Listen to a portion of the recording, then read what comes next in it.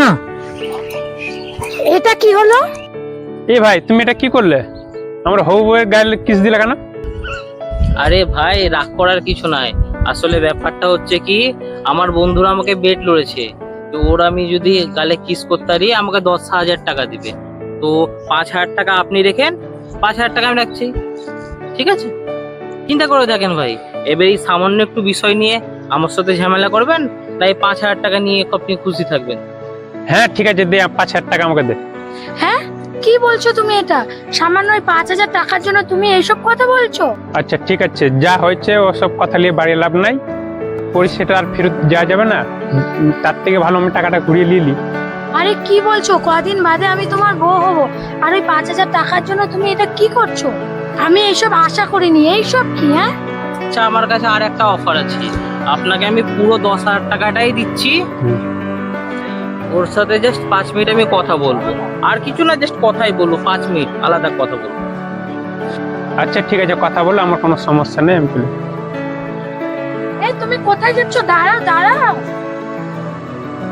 দিদি দাঁড়ান না, এক্সকিউজ মি। দিদি দাঁড়ান না, দিদি। সমস্যা আপনার? আপনি আমার পিছনে পিছনে আসছেন কেন? একটু কথা বলতাম আপনার সাথে। কি কথা বলবেন আপনি আমার সাথে? কি বলুন তো? আপনি তো ওর সাথে আমার বিয়েটাই ভেঙে আরে দিলেন। এর জন্য তো আপনাকে ধন্যবাদ জানাতে হবে। আমার উল্টি এগিয়ে যাচ্ছেন আমার। আমি আপনাকে ধন্যবাদ জানাবো? ধন্যবাদের কি কাজ করেছেন বলুন তো? আরে একটা বাটপা ছেলের কাছ থেকে আপনাকে ছাড়িয়ে দিলাম, এটা উপকার হয়েছে না আপনার? বাটপার? ও বাটপার? আপনি কি করে জানলেন? হ্যাঁ, আপনি তো নিজেই দেখলেন, সামান্য 5,000 টাকার জন্য আপনাকে কিস করাও মেনে নিচ্ছে। এরপর 10,000 টাকার জন্য আপনাকে একান্ত কথা বলার জন্য ও রাজি হয়ে গেছে। দেখা গেল বিয়ের পর এর থেকে বড় কোনো অফার পেয়ে আপনার সাথে অন্য কিছু করলো। সো এরকম একটা ছেলেকে বিয়ে করার থেকে সারা জীবন বিয়ে না করে থাকাই ভালো। আপনাকে হেল্প করা আমার কোনো ইচ্ছে ছিল না। আপনার ক্লোজ বান্ধবী আমার ছোট বোন, ওই আমাকে এসে ছাড়িয়ে দিতে, ছাড়া আলাদা আমার কোনো ইচ্ছে ছিল না।